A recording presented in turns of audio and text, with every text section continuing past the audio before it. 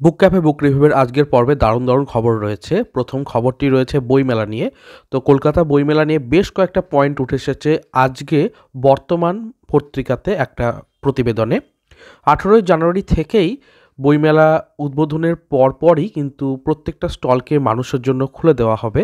47তম আন্তর্জাতিক কলকাতা বইমেলা 2024-এর প্রথম দিন অর্থাৎ 18ই জানুয়ারি বিকাল 4টের সময় মাননীয় আমাদের মুখ্যমন্ত্রী মমতা বন্দ্যোপাধ্যায় বইমেলাটি উদ্বোধন করবেন এবং তারপরে কিন্তু সঙ্গে প্রত্যেকটা স্টলকে ওপেন করে দেওয়া হবে, অর্থাৎ সেই দিন থেকেই আপনারা বইকে পারচেস করতে পারবেন বিভিন্ন স্টলে।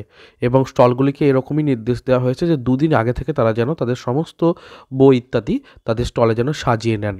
এই বইমেলা চলবে 31শে জানুয়ারি পর্যন্ত এবং তার সাথে আরও কিছু পয়েন্ট রয়েছে, যেরকম 9টি গেট থাকছে এবার, এবং এই 9টি গেটের প্রত্যেকটা গেটের কাছাকাছি কোন স্টল থাকছে আমি কিন্তু বিভিন্ন পর্বে সেগুলোকে বলে দিচ্ছি। আপনারা রেগুলার যদি ভিডিও দেখতে থাকেন তাহলে এতটুকু অসুবিধা হবে না। আরও একটা বিষয় এখানে উঠে এসেছে, সেটা হচ্ছে যে বইমেলাতে বেশিরভাগ সময় দেখতে পাওয়া যায় যে পেমেন্টের সময় অনলাইন ট্রান্সফারে অসুবিধা হয়। সে বিষয়টাকে মাথায় রেখে এবার কিন্তু ওই বইমেলার প্রাঙ্গণে কিছু অস্থায়ী টাওয়ার তৈরি করা হচ্ছে, যেখান থেকে সিগন্যালিংয়ের ব্যবস্থা থাকবে। ফলে আপনারা সহজেই ওয়াইফাইয়ের মাধ্যমে আপনার পেমেন্টটা ফোনপে, গুগল পে ইত্যাদি বিভিন্ন যে অনলাইন ট্রানজ্যাকশন মাধ্যম রয়েছে সেগুলোর মাধ্যমে করতে পারবেন, ইউপিআইয়ের মাধ্যমে করতে পারবেন। এছাড়াও জানানো হয়েছে এবারের স্টল সংখ্যা 1000-এরও বেশি। গত বছর 25 কোটি টাকার ওপরে বই বিক্রি হয়েছিল, এবার সেটা রেকর্ড করবে, আরও ছাড়িয়ে যাবে, এমনটাই বক্তব্য গিল্ড সভাপতি মহাশয়ের। তো এই কটি আপডেট কিন্তু গুরুত্বপূর্ণভাবে উঠে এসেছে। এগিয়ে যাচ্ছি পরের আপডেটের দিকে। 5ই জানুয়ারি আনন্দমেলার যে পত্রিকাটি আসতে চলেছে তার আপডেট পেয়েছি এবং আনন্দমেলার এই পত্রিকাটির প্রচ্ছদ দেখতে পাচ্ছেন। বুদ্ধি আসল যন্ত্র নামে প্রচ্ছদ কাহিনী রয়েছে। আমরা সকলেই জানি যে বর্তমানে কিন্তু গুপ্তচর বৃত্তিতে বিভিন্ন রকমারি কৌশল ব্যবহার করা হচ্ছে, সেই সব কাহিনী নিয়ে প্রচ্ছদ কাহিনী থাকছে বুদ্ধি আসল যন্ত্র। এছাড়াও 6টি চমকপ্রদ গল্প থাকছে। কী গল্প সেটা জানতে পারিনি, তবে সামনেই জানতে পারবো। এছাড়াও বেড়ানো নিয়ে একটা আর্টিকেল রয়েছে, নীল আইল্যান্ডের আনাচে কানাচে। এছাড়া আশ্চর্য বলে মধ্যপ্রদেশের ডাইনোসরের ডিম একটা আর্টিকেল রয়েছে। ভৌতিকে রহস্যময় পুতুল রবার্ট বলে রয়েছে এবং অবশ্যই রূপম ইসলামের ধারাবাহিক বা উপন্যাস যেটা রয়েছে সেটা তো থাকছেই। অন্যান্য নিয়মিত বিভাগও থাকছে। দাম 20 টাকা রাখা হয়েছে। 5ই জানুয়ারির আগেই আপনারা মোটামুটি পেয়ে যাবেন এই পত্রিকাটিকে যে কোনো আউটলেটে। অবশ্যই আপনারা পারচেস করতে পারেন। এগিয়ে যাচ্ছি পরের আপডেটের দিকে। এবার আসছি ভ্রমণ পত্রিকার আপডেটে। আপনারা সকলেই জানেন ভ্রমণ পত্রিকার আপডেটগুলো খুব সুন্দর হয়, কারণ বিভিন্ন জায়গায় ঘুরতে যাওয়ার প্ল্যানিং ইত্যাদি বিষয়গুলো থাকে। তো যারা ভ্রমণ পত্রিকা ক্রয় করতে চাইছেন তাদের জন্য খুব ভালো অপশন। কাছে পিঠে এক ছুটে চট করে দেখে নিতে পারেন এরকম বেশ কিছু জায়গা রয়েছে। পুরুলিয়া, তারপরে ওড়িশার বিভিন্ন জায়গা ইত্যাদিকে নিয়ে আলোচনা রয়েছে। এছাড়াও পরিযায়ী পাখিরা যে সমস্ত স্থানে থাকে সেই জায়গাগুলো নিয়েও আলোচনা এখানে রয়েছে। তো অবশ্যই ভ্রমণের জানুয়ারির সংখ্যাটাকে আপনারা পারচেস করতে পারেন এই ধরনের আপডেটগুলো পেতে। আশা রাখছি ভালো হবে। খবরটা জানিয়ে রাখলাম। এগিয়ে যাচ্ছি পরের আপডেটের দিকে। আনন্দবাজার প্রতিদিন বা সংবাদ বর্তমানের মতো সুখবর বলেও একটা পত্রিকা রয়েছে এবং এই সুখবর পত্রিকাতে মানে পেপারে, সংবাদপত্রে প্রত্যেক রবিবার একটা রবিবাসরীয় অংশ প্রকাশিত হয়। 7ই জানুয়ারিতে একটা বিশেষ অংশ থাকছে। কল্যাণ গঙ্গোপাধ্যায়ের ট্যাক্সি দেখেছি নামে একটা গল্প থাকছে। গল্পের মধ্যে কৃষ্ণেন্দু বন্দ্যোপাধ্যায়ের একটি লেখা থাকছে, মালতী বা শিউলি কিংবা এরকম নামে। আর তাছাড়াও অমর মিত্রের লেখা ধারাবাহিক উপন্যাস থাকছে। ভারতবর্ষে তামাক আনেন পর্তুগিজ বণিকরা, এটার ওপরেও একটা কিন্তু নন ফিকশন আর্টিকেল থাকছে। তো যারা সুখবর সংবাদপত্রর অংশটি নেন তাদের জন্য কিন্তু ভালো অপশন। এদিকে আমি যখন পড়ি তখন কিন্তু এদিকে সুখবর নামে এই পত্রিকাটি আসে না, তো আমার পক্ষে হয়তো আপডেটটা দেওয়া সম্ভব হবে না। কিন্তু এই যে এখানে ছোট্ট করে বলে দিলাম বিষয়টাকে, আপনারা চাইলে পারচেস করে নিয়ে কৃষ্ণেন্দু বন্দ্যোপাধ্যায়ের লেখাটা বা কল্যাণ গঙ্গোপাধ্যায়ের লেখাটা পড়ে নিতে পারেন। এগিয়ে যাচ্ছি পরের আপডেটের দিকে। বীরভূম জেলাতে বইমেলা শুরু হয়ে গেল, জেলা বইমেলার, এবং রামপুরহাট বা সেই অঞ্চলের আশেপাশে যারা থাকেন তাদের জন্য কিন্তু একটা বড় সুযোগ রয়েছে।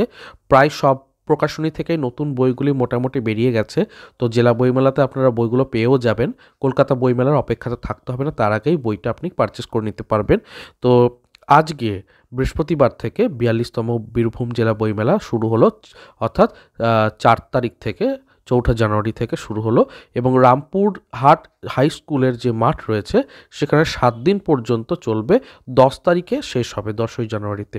প্রতিদিন দুপুর 12টা থেকে রাত্রে 8টা পর্যন্ত খোলা থাকবে। এছাড়াও সাংস্কৃতিক অনুষ্ঠান তো চলবেই। তো আপনারা বইপ্রেমী যারা রয়েছেন বীরভূম বা ওই অঞ্চল আশেপাশে, তাদের জন্য একটা ভালো অপশন। এগিয়ে যাচ্ছি পরের আপডেটের দিকে। প্রতিদিনের মতো আজকেও কিছু স্টল নাম্বার বলে দেবো। প্রথমেই রয়েছে শিশু সাহিত্য সংসদের স্টল নাম্বার 178 হয়েছে এবং এখানে আপনারা সাহিত্যামেরও বিভিন্ন লেখাগুলোর বইগুলো পেয়ে যাবেন, মানে একই সাথে দুটো একসাথে পেয়ে যেতে পারবেন। স্টল 178কে অবশ্যই আপনারা পাখির চোখ করবেন, কারণ শিশু সাহিত্য সংসদের বইগুলোর দাম কম হয়, ভেতরে ইলাস্ট্রেশন থাকে, হার্ড কভার থাকে, লেখাও ভালো হয়, গল্পগুলোও ভালো হয়, নামি দামি লেখককে দিয়ে তারা লেখান। তো আমার মনে হয় যে খুব ভালো অপশন হবে এখান থেকে বই কেনা। বাড়ির ছোট বড়দের জন্য তো বটেই, আপনি নিজের জন্য অনেক ভালো ভালো অপশন পেয়ে যাবেন। তো এটাকে অবশ্যই মার্ক করে রাখবেন। এছাড়া রয়েছে করুণা প্রকাশনীর স্টল। করুণা প্রকাশনীর স্টল নাম্বার হচ্ছে 235। এখানে কিন্তু বেশ ভালো ভালো বই পাওয়া যায় সমগ্র আকারে। বইগুলোর দাম অনেক কম হয় এবং অনেকটা ছাড়ও থাকে। তো এই স্টলটিকেও লক্ষ্য রাখবেন। এরপর রয়েছে আন্তর্জাতিক কলকাতা বইমেলাতে স্টল নাম্বার 485-তে ইতিকথা পাবলিকেশন। তো এটাকেও মার্ক করে রাখতে পারেন। এগিয়ে যাচ্ছি পরের আপডেটের দিকে। আরও দুটো স্টলের নাম্বার আমি পেয়েছি। খড়ি প্রকাশনীর স্টল নাম্বার 534 রাখা হয়েছে এবং মূলত নন ফিকশনের ওপর আপনি বই ভালো ভালো পেয়ে যাবেন। পুরীর কথা, ভুবনেশ্বরের কথা, কোণারকের কথা বলে 3টি বইও আমি পর্বে দেখেছিলাম, সেই 3টি বইও কিন্তু ভারী সুন্দর। এছাড়াও রয়েছে পাঞ্চালিকা প্রকাশনী থেকে 674 নাম্বার স্টল পাচ্ছেন এখানে। তো এখানে আপনারা মাইথোলজির ওপর মূলত বই পেয়ে যাবেন। গত পর্বে আমি পতিত পাবন প্রকাশনী থেকে সদ্য প্রকাশিত হওয়া হেমেন্দ্র কুমার রায়ের ঐতিহাসিক রচনাবলীর কথা বলেছিলাম এবং বলেছিলাম হেমেন্দ্র কুমার রায়ের লেখাগুলোর ওপর থেকে কপিরাইট হয়ে যাওয়ার পরে বিভিন্ন সংস্থায় কিন্তু চেষ্টা করছে তাদের একটা ব্র্যান্ড থেকে হেমেন্দ্র কুমার রায়ের কিছু নিয়ে আসতে। তো ঐতিহাসিক রচনাবলীর আমি শুধুমাত্র বইটি সম্পর্কেই জানাইনি, সূচিপত্রটাও প্রত্যেকটা পেজ দিয়ে দিয়েছিলাম। গত পর্ব যারা দেখে থাকেননি অবশ্যই দেখে নেবেন। তো যাই হোক, বইটির দাম 495 টাকার মতো থাকলেও 30% ছাড়ে কিন্তু স্টক ক্লিয়ারেন্স সেল চলছে আপনার বৈচিত্র্য.in-এ 315 টাকায় পেয়ে যাচ্ছেন। এবং আরও একটু কলেজ স্ট্রিটে সার্চ করলে আপনারা এই বইটিকে 30% নয় 40% ছাড়েও পেয়ে যেতে পারবেন। এরকমও বেশ দোকান আছে, কারণ পতিত পাবন থেকে 40, 42, 45% পর্যন্ত ছাড় দেওয়া হয়। কাজে একটু যদি সার্চ করেন কলেজ স্ট্রিটে, এই বইটিকে আরও কম দামে আপনারা অ্যাভেল করতে পারেন। এগিয়ে যাচ্ছি পরের আপডেটের দিকে। শিবরাম চক্রবর্তীর যারা বড় ভক্ত রয়েছেন তাদের জন্য খুব ভালো খবর। বুক ফার্ম থেকে শিবরাম চক্রবর্তীর উপরে যে সমস্ত সরস গল্পের সিরিজ রয়েছে সে সবকটি এখানে দেখুন রয়েছে, আপনারা নোট ডাউন করে নিতে পারেন। লেখায় শিবরাম, লেখায় সেই শৈলের ওপরে 3টি পার্ট রয়েছে এবং শিবরামান্টিক নামে একটি বই রয়েছে। রোমান্টিক গল্প যেগুলো রয়েছে শিবরাম চক্রবর্তী লেখা সেগুলোর ওপরে। এই বইটিকে অবশ্যই পারচেস করার আবেদন জানাই। আমি নিজে পড়েছি, খুব স্যাটিসফাইড বইটি পড়ে এবং ওই ন্যাকা ন্যাকা প্রেম নয়, খুব মজারভাবে ব্যাপারটাকে লেখা আছে আর খুব ম্যাচিওরভাবে তুলে ধরা হয়েছে। আমার কিন্তু খুবই ভালো লেগেছিল এবং আপনাদের অবশ্যই হাসি লাগবে। সিচুয়েশনাল কমেডি রয়েছে এবং বেশ মজার বুদ্ধিদীপ্ত কমেডিগুলো। তো আমার মনে হয় শিবরামান্টিক বইটিকে অবশ্যই পারচেস করবেন। বাকি 3টিকে আপনি অবশ্যই পারচেস করতে পারেন, কিন্তু আমি শিবরামান্টিকের জন্য অবশ্যই আপনাদের বলবো যে প্লিজ বইটা কিনে পড়বেন, দেখবেন, রেকমেন্ডেশনটা ভালো লাগবেই। এগিয়ে যাচ্ছি পরের আপডেটের দিকে।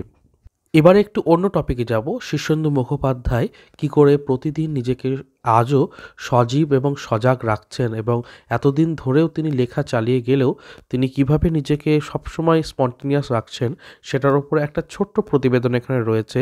তো উনি লিখছেন, আমি বরাবর নিয়ম মেনে চলি, অনিয়ম যা হয় তা হলো কিছুতেই রাত 12টা বা 12:30-এর আগে ঘুমোতে যেতে পারি না। তবে এই বয়সে নতুন করে আর কোনো অভ্যাস পাল্টাবে বলে মনে হয় না।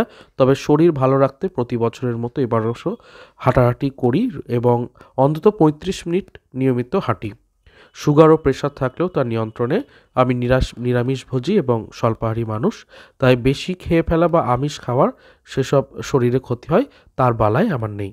তো দেখতেই পাচ্ছেন যে কিভাবে তিনি নিজেকে সুস্থ রাখছেন এবং এইগুলো আমাদের কাছেও ইন্সপিরেশন। লেখালেখির মধ্যে থাকার জন্য তিনি বলছেন প্রাণায়াম এবং মেডিটেশনও তিনি নিয়মিত করেন।